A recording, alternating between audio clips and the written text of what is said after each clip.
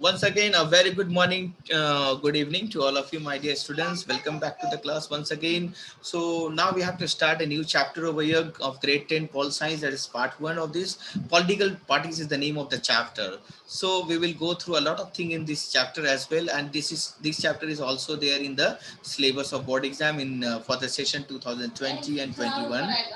So may God bless you all, and hope that you will all like this chapter as well. Oh my God, what has gone? Yeah, this one.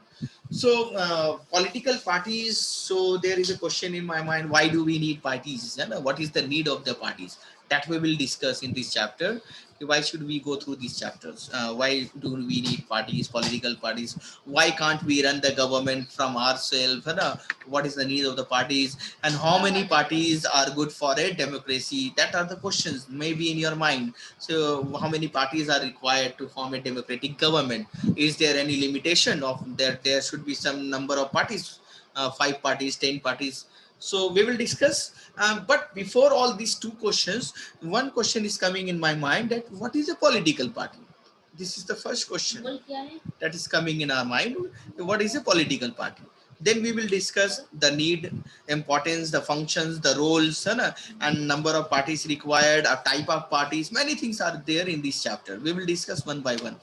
So let us start with the first topic that is there in our mind, which is coming in my mind also. That is, what is political party? What is it really?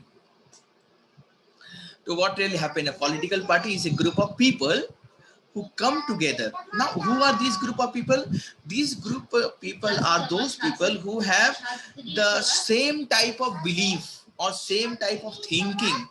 Means their way of thinking are like are alike, है ना? वो लोग एक जैसे सोचने वालों का एक ग्रुप है.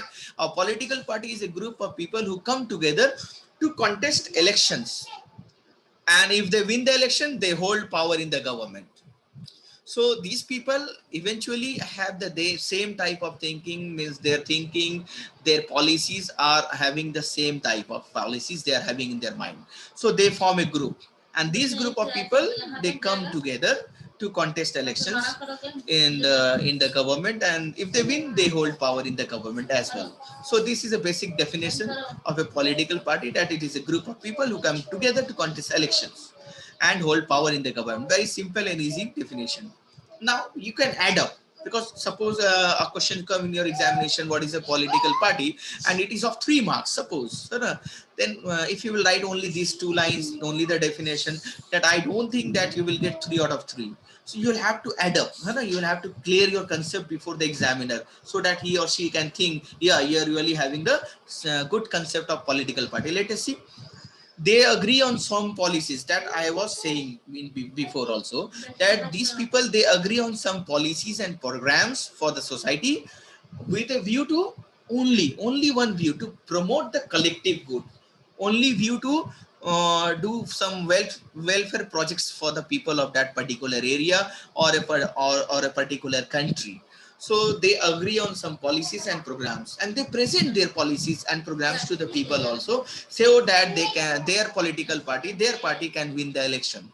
They used to advertise, they used to campaign, they used to tell the people, inform the people about their policies and programs for the welfare of the society. So you will have to add up, my dear students. Don't limit yourself by writing only 3 lines for the definition.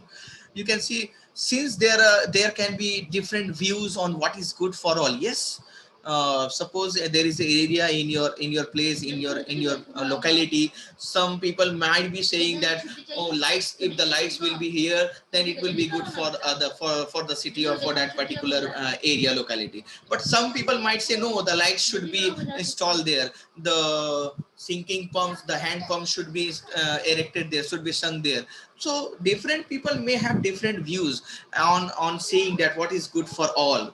So different parties over here, parties, they try to convince people why their policies are better than others. This is real time advertisement. You can see every party want to say that I will be the good one for you, I will be the best one, not the good, I will be the best one, because my policies are this and this and this and that.